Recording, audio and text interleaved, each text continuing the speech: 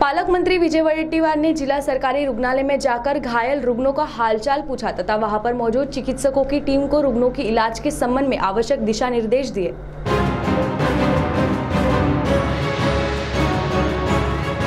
सिंधीवाई तहसील के कच्चे पार गांव के पास बारात ले जाने वाला एक मिनी ट्रक गुरुवार को दुर्घटनाग्रस्त हो गया था और जिसमें 4 लोगों की दुखद मृत्यु हो गई थी और अनेक लोग जख्मी हो गए थे। और वहीं जख्मियों का हालचाल पूछने के लिए चंद्रपुर जिले के पालक मंत्री विजय वडेट्टीवार आज जिला शासकीय रुग्णालय में पहुंचे तथा रुग्णों का हालचाल पूछा और वहां पर मौजूद चिकित्सकों से जख्मियों पर आवश्यकता के अनुसार ऑपरेशन तथा तत्काल उपचार करने की सूचना भी दी। और वहीं जिले में बड़े पैमाने पर हो रहे अपघात के संदर्भ में भी उसको रोकने के लिए उप प्रादेशिक परिवहन अधिकारी को उपाय योजना करने के संबंध में भी सूचना दी।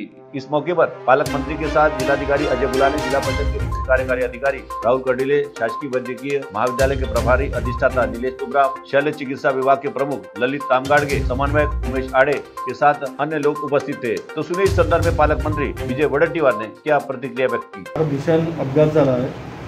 विशेष करून माझ्या मतदारसंघातील ही घटना घडल्यामुळे मी सगळे कामं थांबवून आज या सगळ्या रुग्णांच्या पाहणीसाठी इथे आलो आहे। यातील 4 जणांचा मृत्यू झाला असून आता जवळपास 20-22 व्यक्ती या ठिकाणी ॲडमिट आहे। या सगळ्यांचं अनेकांचे ऑपरेशन आहे, अनेक गंभीर आहे।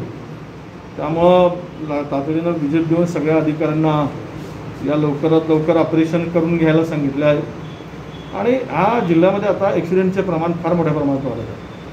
त्यासाठी आज RTOला बोलवलं, RTOवर चर्चा करू आणि हे वाढता अपघाताचे प्रमाण कसे थांबतील याच्या सक्त सूचनाही आता मी संबंधित विभागाला देणार आहे। या मागच्या महिन्याभरात पाहिल्यानंतर 8 ते 9 ॲक्सिडेंटमध्ये जवळपास 7-8 लोकांना आपला जीव 10 लोकांना आपला जीव गमवावा लागला आहे।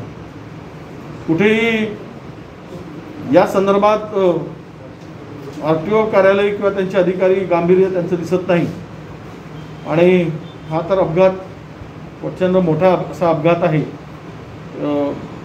या सर्वांची काळजी आणि या सर्वांची व्यवस्था, सर्वांचं ऑपरेशन हे वेळेवर व्हावं आणि आता सर्व मंडळी धोक्याच्या बाहेर, एक पेशंट सोडला तर धोक्याच्या बाहेर आहे आणि सामान्य कुटुंबातील ही सगळी माणसं आहे।